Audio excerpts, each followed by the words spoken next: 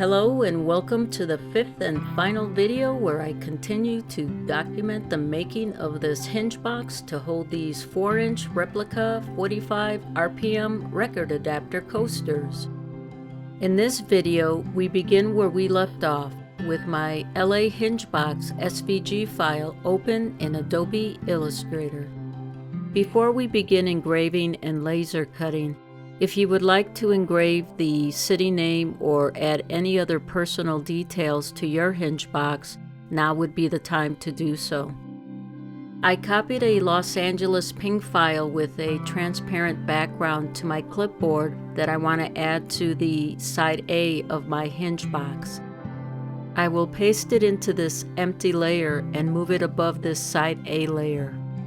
I'll move it into place using the selection tool and rename it Los Angeles. You can add your own ping file or simply add text in Illustrator as well. I'll rename some layers. This will now be side A map and this one side B map. I'll rename this to side A outline and this to side B outline. Now the reason for all these backup copies is I'll be using some of these layers as my laser cut lines when I print.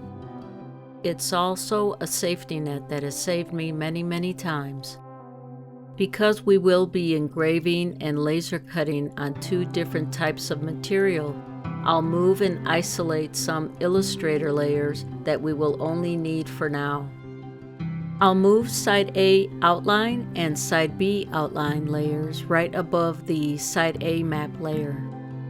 Then I'll move the side B outline layer right above the side B map layer. I'll hide everything except the side B outline and side B map layers. Side B outline and side B map layers need to be right above each other. So I'll unlock the side B outline layer, select it using the selection tool, and move it to the right until it centers to the side B map layer. I'll unhide and unlock my side A and B map and outline layers and select them all using the Shift key. Using my arrow keys, I'll move them down and to the right just a bit so I'm not cutting into the wood too close to the top and left side of the laser cutter bed. And now we're ready to engrave and laser cut the sides of our hinge box. Now in this video, I'll be using a 50-watt Epilog laser machine attached to a Windows computer. Adobe Illustrator works directly with Epilog, so when I hit Ctrl-P to print, I am prompted to enter specific settings. I'll be engraving and laser cutting the sides out of birch wood, and these are the settings I'll be using. I secured the birch wood to the laser cutter bed using laser cutter pins and hit print. Now, if you're not familiar with the awesome laser cutter pin, we featured it in a video called Taking the Warp Out of Wood.